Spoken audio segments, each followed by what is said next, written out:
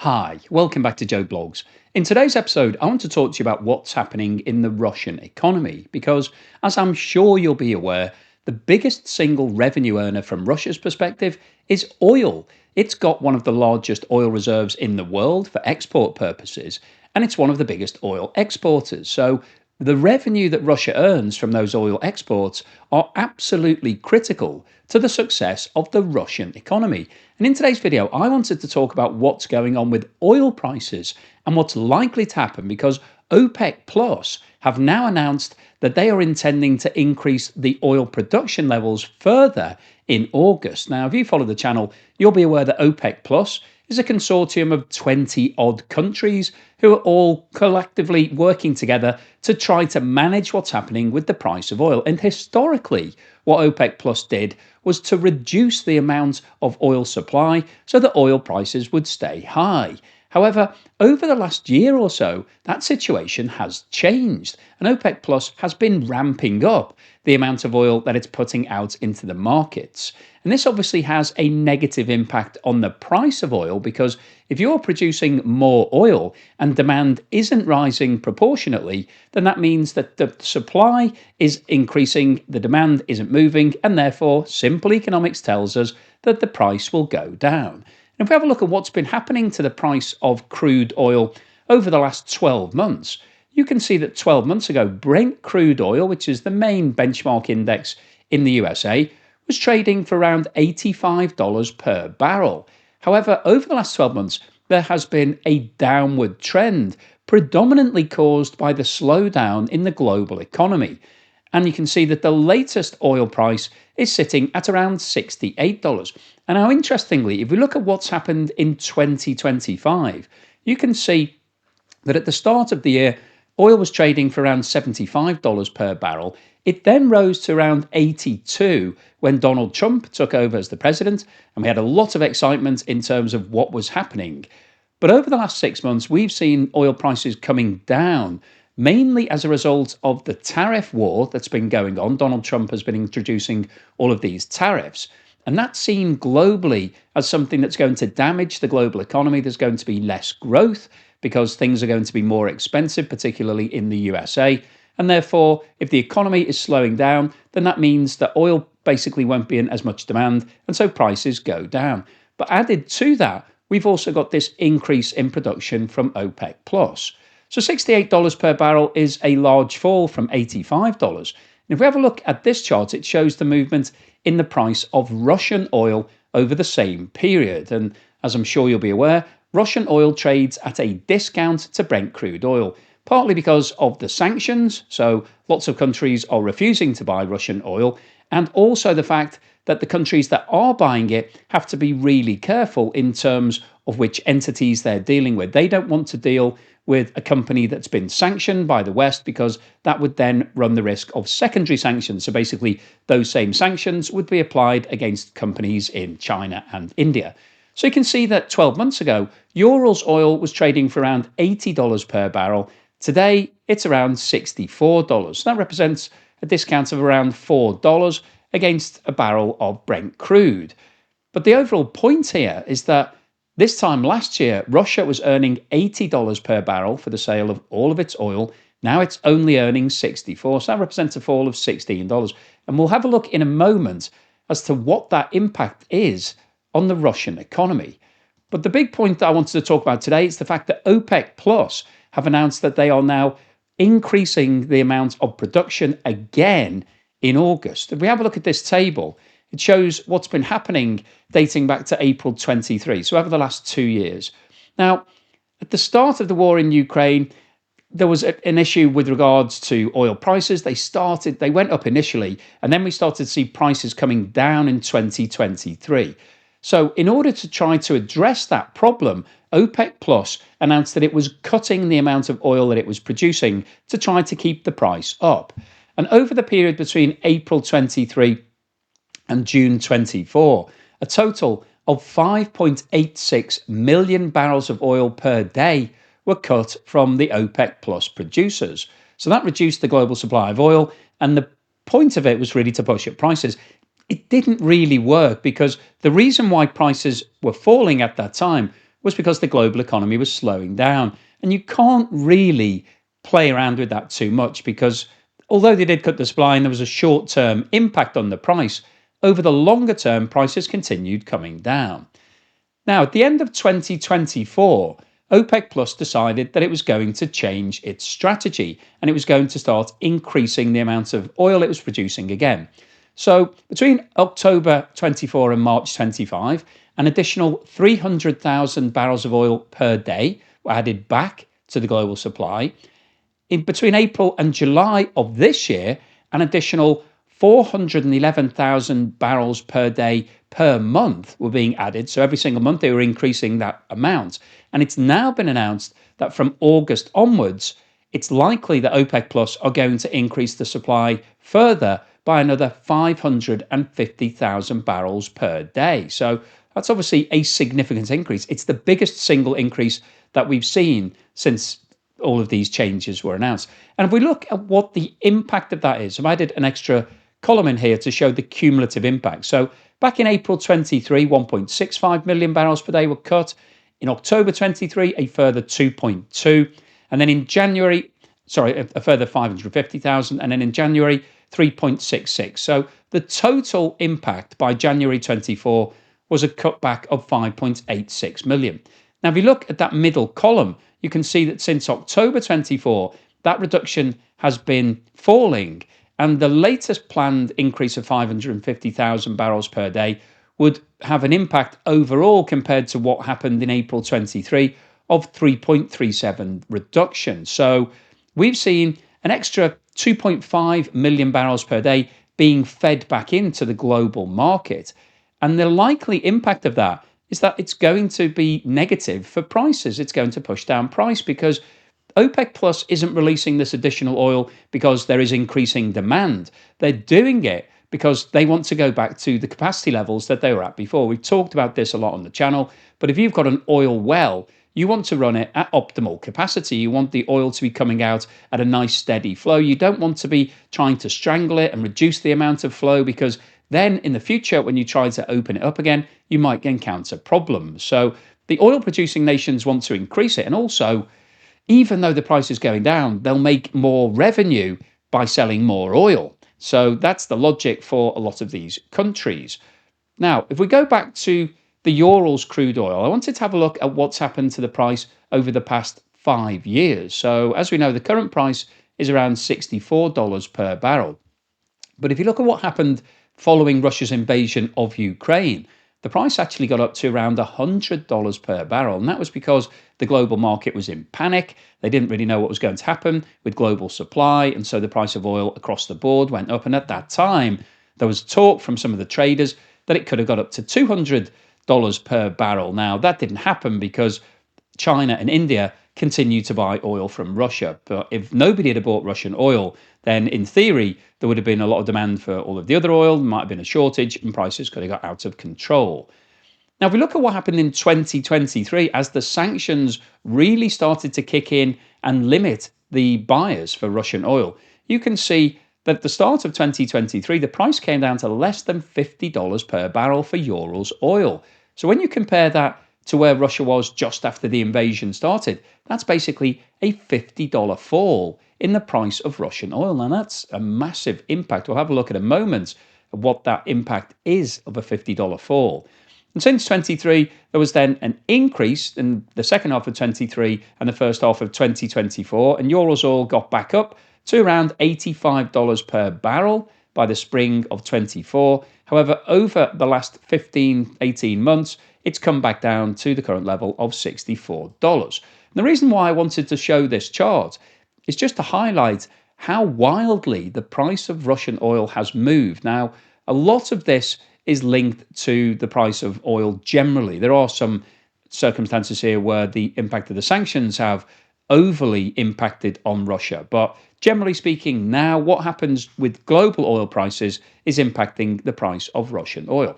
And I wanted to share this chart with you, which shows the impact on Russia's economy of a movement in the price of oil. So at the moment, Russia is exporting around 7 million barrels of oil per day. Not all of that is crude, around 4 million barrels of that is crude oil. And then we've got around 3 million barrels of things that have been through the refinery process, so gasoline, diesel, kerosene, those sorts of things.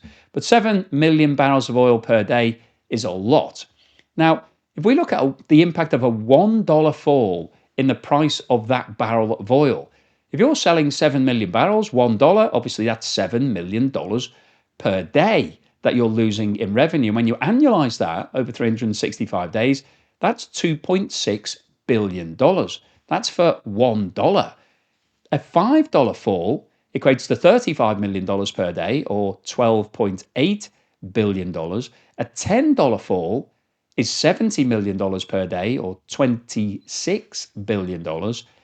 And then if we look at the bottom of this chart, a $50 fall equates to $350 million per day of revenue lost, which is $128 billion. Now, if we jump back to that chart, looking at what's happened to the price of Russian oil, you can actually see that there has been a $50 fall between the middle of 2022 and the start of 2023. It fell by $50 per day.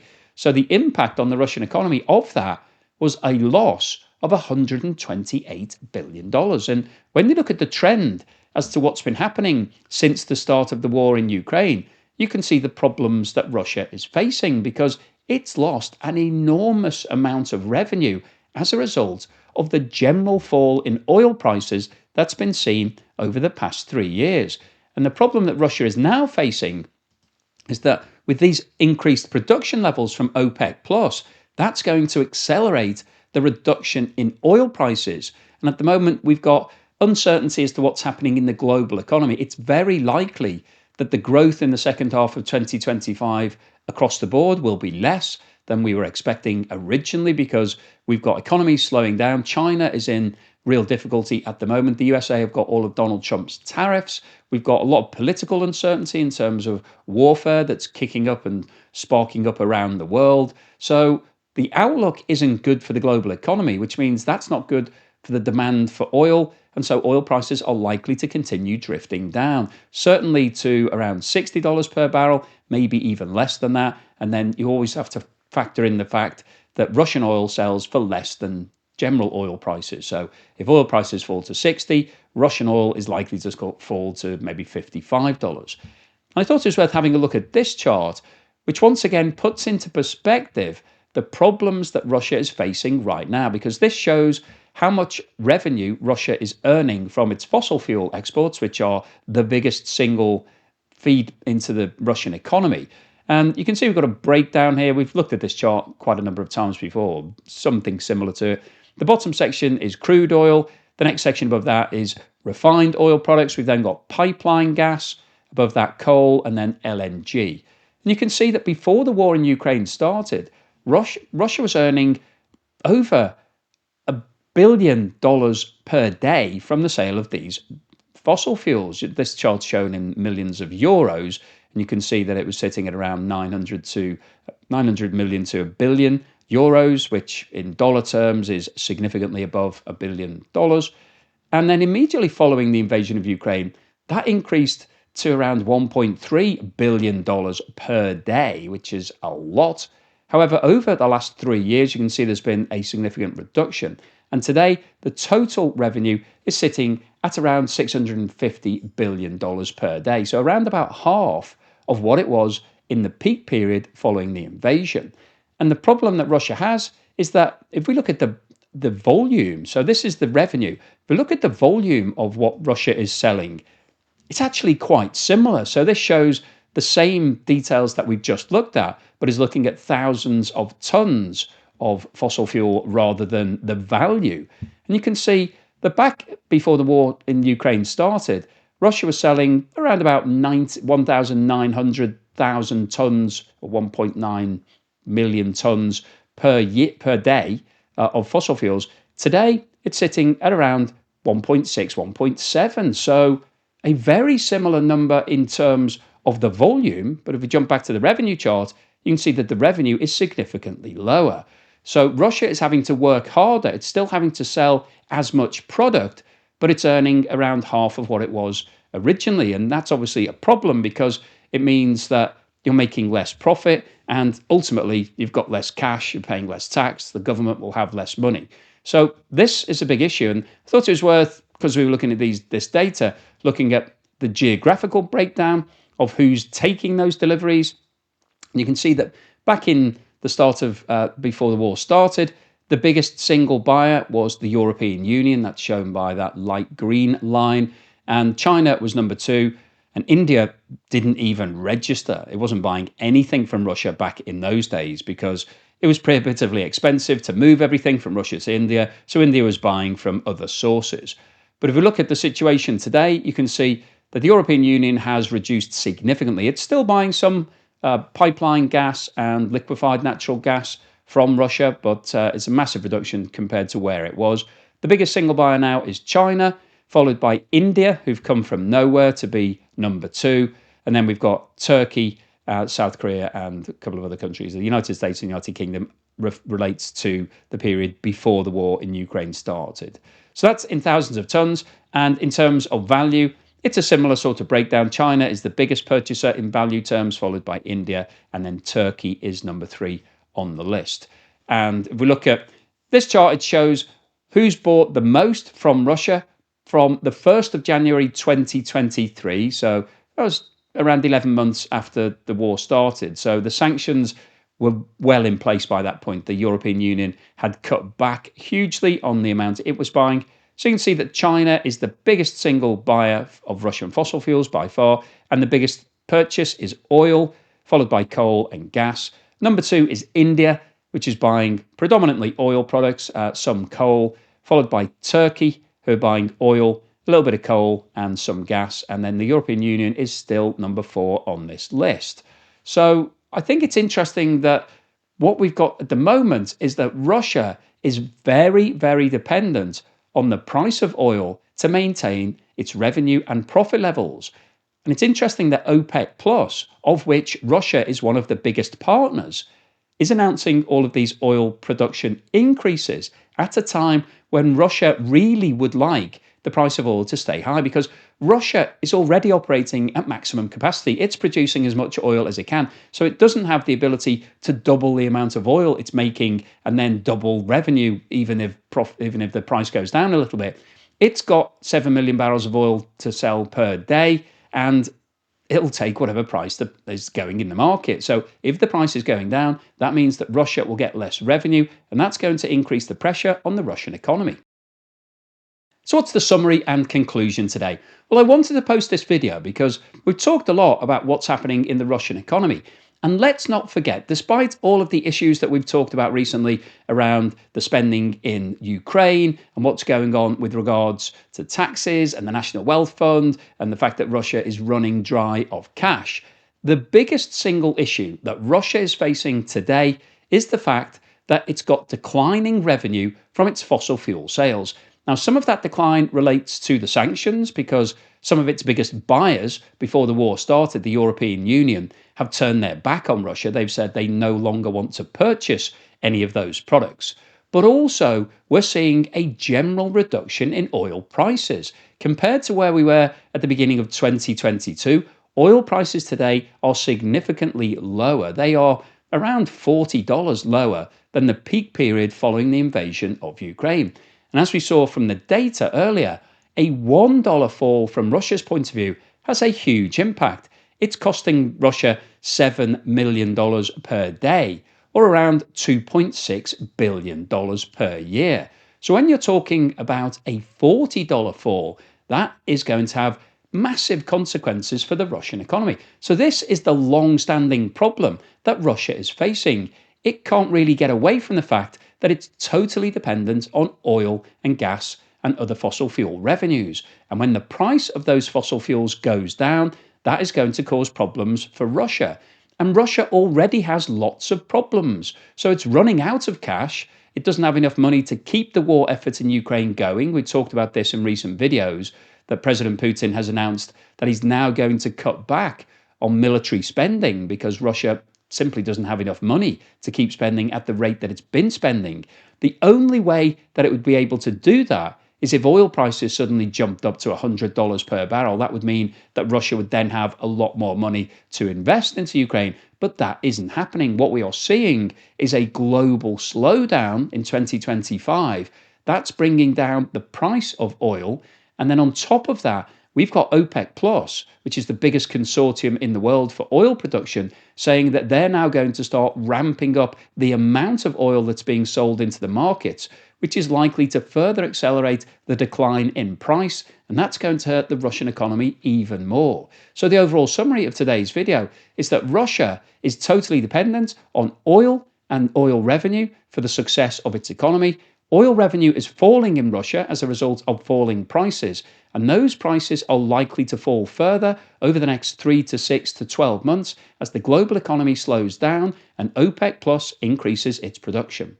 So hopefully you've enjoyed today's video, you found it useful, informative and thought-provoking. If you've liked what I've said, then please give me a thumbs up. Thank you for watching this video all the way through to the end, and thank you so much if you're supporting me either through Buy Me a Coffee or YouTube Super Thanks or Patreon, Buy Me a Coffee membership or YouTube membership. Thank you so much. Your support really helps to keep me going, and here's something to put a smile on your face.